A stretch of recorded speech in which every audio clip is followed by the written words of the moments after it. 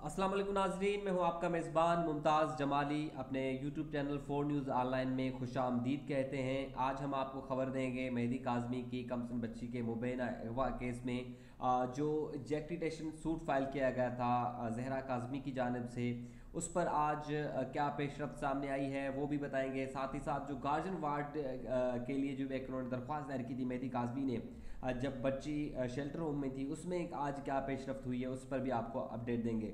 सबसे पहले जो जेक्टिटेशन सूट फाइल किया गया था उस पर आपको तफसील देंगे कि गुज़िश्ता समात पर जैसे हमने आपको बताया कि अदालत ने नोटिस जारी किए थे मुल्ज़िम ज़हीर को। अब चूँकि मुल्ज़िम ज़हीर का सूबा अलग है और जहाँ पर अदालत है या जहाँ पर दरख्वास्त गुजार है वो अलग सूबा है, तो नोटिस जो सर्व होते हैं वो डीजेज़ के ज़रिए होते हैं। यानी कि डीजे, यहाँ का डीजे जो है पंजाब के डीजेज़ को भेजेगा तो वहाँ नोटिस सर्व होंगे। तो नोटिस जो है अब वो सर्व हो चुके हैं और नोटिस रिसीव हो चुके हैं कंप्लेंट को। कोई वहाँ पर एक जाहिर सी बात है, जो बंदा वहाँ पर मौजूद होगा जिस पते में, उन्होंने वहाँ पर नोटिस रिसीव कर लिया और इत्तला जो है अदालत को दी गई थी। लेकिन आज चूँकि जिब्रान नासिर साहब बीमार है तो वो अदालत में पेश नहीं हो सके। लेकिन सबसे जो बड़ी बात यह है कि आज यानी कि दूसरी पेशी है और इतनी बड़ी दरख्वास्त है मुल्ज़िम ज़हीर की जानब से, ताहाल किसी ने अपना वकालतनामा जमा नहीं कराया। ये एक जो है अहम बात है कि क्यों आखिर अब तक वकालतनामा जमा नहीं कराया गया। क्या मुल्ज़िम ज़हीर अब केस से भागने की कोशिश कर रहे हैं या केस में डिले टैक्टिक्स की इस्तेमाल करेंगे। अब नेक्स्ट हेयरिंग होगी उस पर भी जो है वकालतनामा आएगा, फिर हेयरिंग होगी, या तो ये तरीक़ेकार होगा।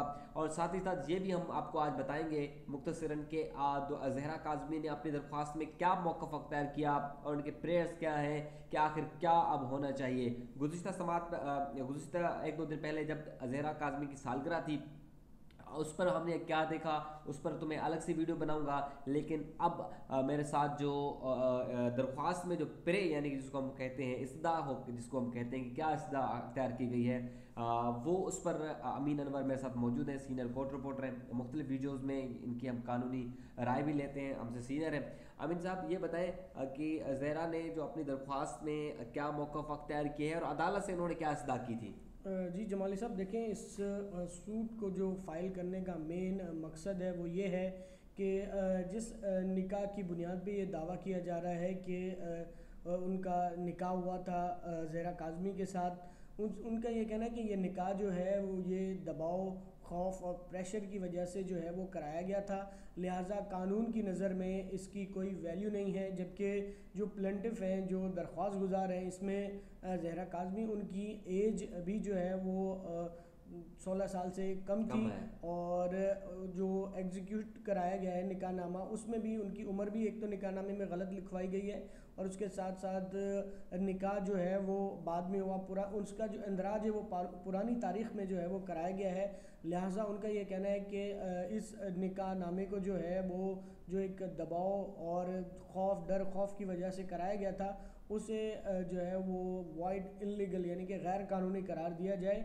और इसमें मेन प्रे उनकी यही है, जबकि दूसरी प्रे ये है कि जब तक इसका फ़ैसला नहीं हो जाता उस वक्त तक जो है वो डिफेंडेंट यानी कि ज़हीर अहमद ये क्लेम नहीं कर सकते कि जो प्लेंटिफ है वो उनकी लाफुल जो है वो एक कानूनी तौर पर निकाह हुआ है, वो ये भी क्लेम नहीं कर सकते जब तक ये सूट पेंडिंग रहेगा।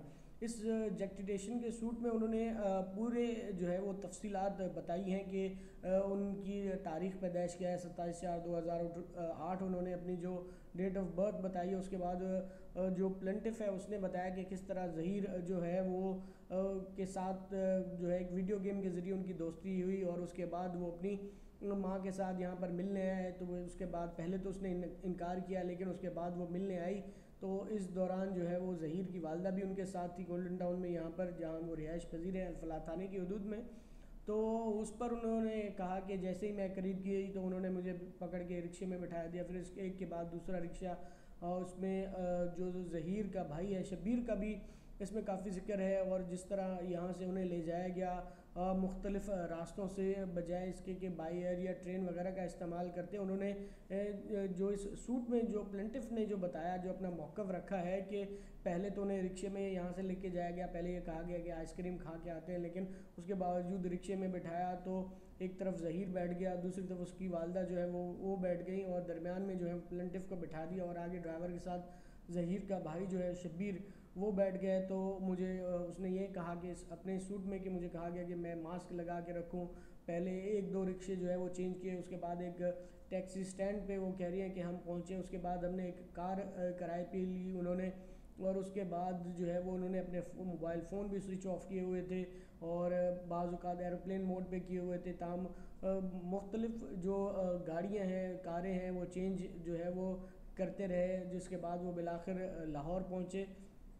उसके अगले दिन तो तमाम वाक़यात जो हैं वो इसमें 56 पेज का ये जेक्टिटेशन का सूट है, जिसमें ग्राउंड्स भी हैं और दीगर तफसीलात भी शामिल की गई हैं, जिसमें वक्तन फ़वक्तन जो दरख्वास्तें दायर की गई हैं, जो वहाँ पर हालात रहे हैं, किस तरह पुलिस उनके पास पहुँची, किस तरह वो दारुल अमान में गई और किस तरह उनका निकाह हुआ, किस तरह वहाँ पे जो वाक़यात हुए हैं और किस तरह उनके इंटरव्यूज़ जो हैं वो कंडक्ट किए गए, ये तमाम तफसीलात इस जेक्टिटेशन के सूट में जो प्लेंटिफ की जानिब से वो अदालत के सामने रखे गए हैं। और जैसा कि आज आपने बताया कि आज इस सूट की हेयरिंग थी, लेकिन जो डिफेंडेंट हैं ज़हीर अहमद, उनकी जानिब से कोई पेश नहीं हुआ है। तो लिहाजा अब जो है नोटिस सर्व हो चुके हैं। अब देखते हैं कि आइंदा समाअत पर कोई उनकी जानिब से कोई वकील आता है या नहीं आता, या उनकी तरफ से कोई जवाब आता है या नहीं आता। अब ये नेक्स्ट डेट पे देखना होगा कि इसमें क्या मज़ीद कार्रवाई होती है। अच्छा आमिर भाई, एक मुख्तसर सा आखिरी सवाल ये है कि आमतौर पे आपका भी बड़ा एक्सपीरियंस है, ऐसे सूट में दौरानिया क्या होता है कि कितने माह या कितने साल के अंदर फैसला मुमकिन तौर पर आ सकता है? देखिए, बाज़ औक़ात ये केस की प्रोसीडिंग पे डिपेंड करता है कि उस पर किस उससे चल रहा है। अब देखेंगे कि अगर इसमें डिफेंडेंट नहीं आते, रिपीट नोटिस के बावजूद एक दफ़ा दो दफ़ा जब अदालत फाइनली ये मैटर जो है वो टेकअप करेगी, तो देखना होगा कि अगर डिफेंडेंट के ऊपर डिपेंड करता है कि वो इसको कॉन्टेस्ट करते हैं या नहीं करते हैं, उनकी तरफ से क्या एविडेंस कोर्ट में आता है, उनकी तरफ से क्या विटनेसेस वगैरह, जो भी उनकी जो प्ली है, जो उनका कंटेंशन है, इन तमाम जेक्टिटेशन के सूट में जो एप्लीकेशन लगाई गई हैं, जो एनेक्सेस लगाए गए हैं, उन तमाम बातों का उन्होंने जवाब देना होगा। और जिस तरह हेयरिंग आगे बढ़ेगी तो उससे सूरत हाल वाज़ेह होती जाएगी। लेकिन अभी तो अब सेकंड हेयरिंग थी और उसके बाद नेक्स्ट डेट जो दी गई वो 17 मई दी गई है। और उसके बाद अब देखते हैं कि नेक्स्ट डेट पे क्या कोई जवाब आता है या नहीं आता। एक कि अगर कोई जवाब नहीं आता तो फिर ये एक्स पार्टी भी हो जाता है कि दूसरा फरीक जो है वो दिलचस्पी नहीं रखता केस चलाने में, तो अदालत जो भी हुक्म होगी वो मुनासिब ऑर्डर्स जो होगी कानून के मुताबिक वो जारी करेगी। ताहम अमूमन देखा गया है कि 6 माह से 1 साल का दौरानिया इस किस्म के केसेस में लग जाता है। और अगर केस चलता है, उसमें एविडेंस के ऊपर डिपेंड करता है कि एविडेंस जो है वो किस नेचर का है और जो आर्गूमेंट्स हैं और ये तमाम चीज़ें जो है वो देखने के बाद ही कोर्ट डिसाइड करती है। तमाम शवाहिद जो है वो अदालत के सामने रखे जाएंगे। लेकिन अगर एक्स पार्टी होता है तो उसमें मुझे लगता है कि 6 महीने से 1 साल के दौरान ये जेक्टिटेशन का जो सूट है वो निमट जाना चाहिए। ठीक है, बहुत शुक्रिया। अमीन अनवर हमारे साथ मौजूद थे, इन्होंने तमाम तर तफसीलात से आपको आगाह किया और ज़हरा ने अपनी दरख्वास्त में क्या मौक़िफ़ अख्तियार किया उनसे भी आगाह किया, अदालत में क्या इस्ता की गई उससे भी आगाह किया। अब 17 मई को देखते हैं कि इस केस में ज़हीर की जानिब से कोई वकील आता है या नहीं आता, इस पर तमाम तर तफसीलात से आपको आगाह करेंगे।